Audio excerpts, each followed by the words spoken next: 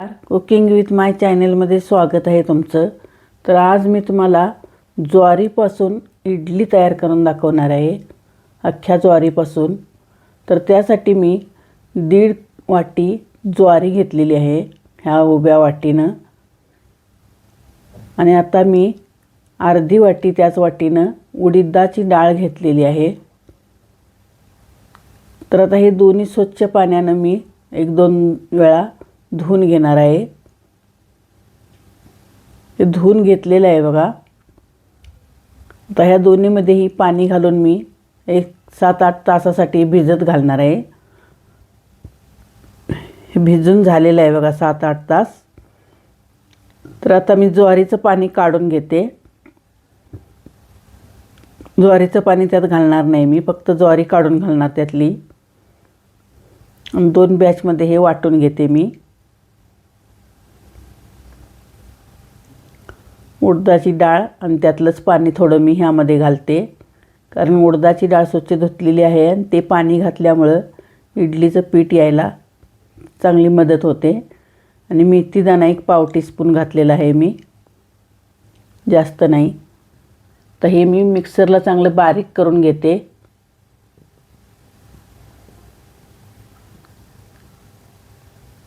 चांगलं वाटून घ्यायचं हे बारीक झालेली आहे चांगली पेस्टीची। तर पुन्हा मी ते राहिलेलं घालून वाटून घेते। तर ह्यामध्ये मी 1 छोटी वाटी पोहे घालणार आहे, भिजवून धुतलेलं। हे बघा, हे धुवून ठेवलेलं आहेत मी 1 वाटी पोहे, छोट्या वाटीने घेतलेले आहेत। आणि हे राहिलेलं सगळं त्यात घालून आता मी वाटून घेते। आता इनो सोडा वगैरे काही नाही घातलेलं, झालेलं आहे वाटून। आता हातानं चांगलं मिक्स करून घ्यायचं, फेटून घ्यायचं चांगलं व्यवस्थित 1-2-3 मिनटं। त्याच्यामुळं पीठ चांगलं फुगतं। असं एक साईडनं असं फेटून घ्यायचं, म्हणजे चांगलं एकजीव होतं ते आणि फुगायला चांगली मदत होते। हे झालेलं आहे फेटून। आता याला मी आता रात्रभरासाठी झाकून ठेवणार आहे। तर सकाळ झालेली आहे, बघू शकता पीठ कसं आलेलं आहे, चांगलं फुगलेलं आहे पीठ हे। तर यापासून आता मी इडल्या करून दाखवणार आहे तुम्हाला। त्यामध्ये मीठ घालून घेते चवीनुसार।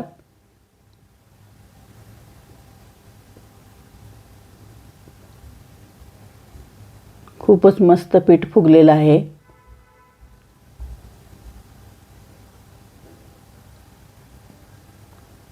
तर आता मी चटणी पहिला करून घेणार आहे। त्यासाठी मी खोबरं 1 वाटी, मिरच्या 4-5, लसूण 10-15 पाकळ्या आणि फुटाण्याची डाळ 1 अर्धी वाटी, म्हणजे अख्खे फुटाणे घेतलेले आहेत सोलून। हे मी बारीक करून घेते मिक्सरला थोडंसं पाणी घालून।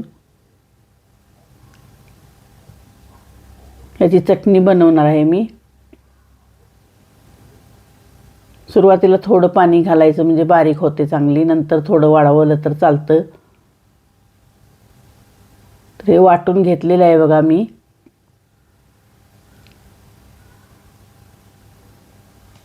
तर ह्याला आता मी तडका करून घेणार आहे। काढून घेते हे मी एका कटोऱ्यामध्ये, आणि भांडं धुवून थोडं पाणी पण त्यातमध्ये घालते। जेवढं आपल्याला पातळ चटणी पाहिजे आहे तेवढं घालून घ्यायचं। तर ह्याला मी आता तडका देते। त्यासाठी मी 1 टेबलस्पून तेल घातलेलं आहे तडका पॅनमध्ये। त्यामध्ये मोहरी घातली मी, जिरे घातले, कढीपत्ता घातला, थोडासा हिंग घालून घेतला मी त्यामध्ये, आणि गॅस बंद करून घेतला मी। तर हा तडका मी त्याच्यावर ओतून घेते आणि चांगलं आता त्याला मिक्स करून घेते। थोडंसं मीठ घालून घेते त्यात।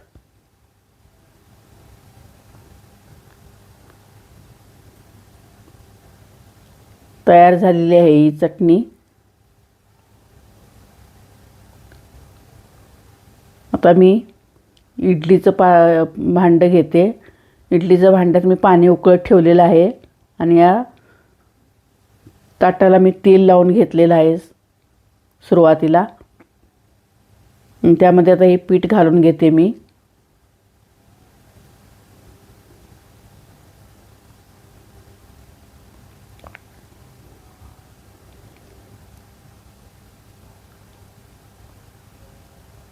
तर इडली पात्रात घालून घेतलेलं आहे मी आता हे.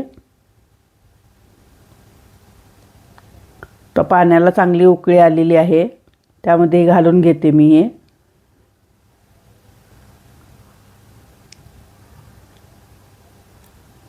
एक 10 ते 12 मिनटं वाफ द्यायची त्याला. झालेले आहे, काढून घेते आता मी. थोडं गरम असतानाच काढते मी. मला टिफिनला द्यायचं आहे म्हणून मी गडबडीन थोडं काढत आहे.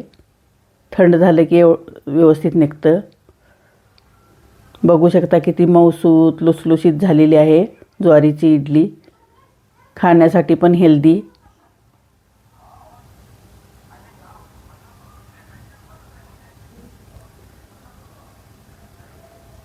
किती छान झालेली आहे बघा इडली.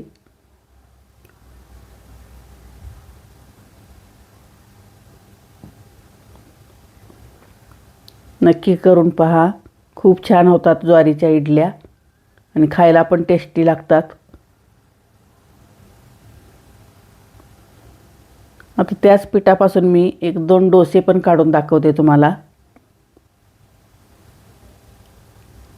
गॅसवर पॅन ठेवलेला आहे, त्याला थोडं पाणी मारून पुसून घ्यायचा.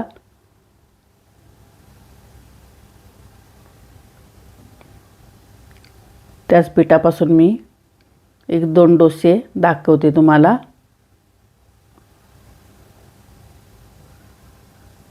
डोसे पण छान होतात ज्वारीचे. नंतर थोडं तेल सोडायचं कढईनं.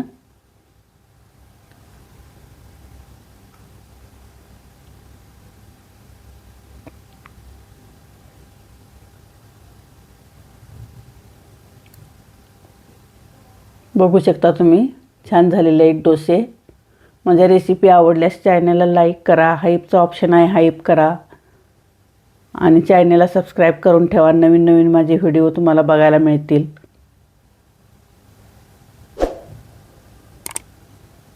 तर अजून एक दाखवते तुम्हाला. असं पीठ तयार केलं की त्यापासून इडली, डोसा, आप्पेसुद्धा होऊ शकतात. त्यात मिरची, कांदा वगैरे घालून बारीक चिरून एकाच पिठापासून 2-3 ह्या पदार्थ बनवू शकतात.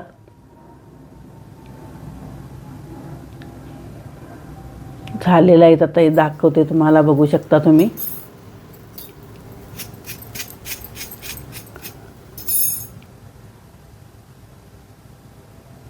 थँक्यू.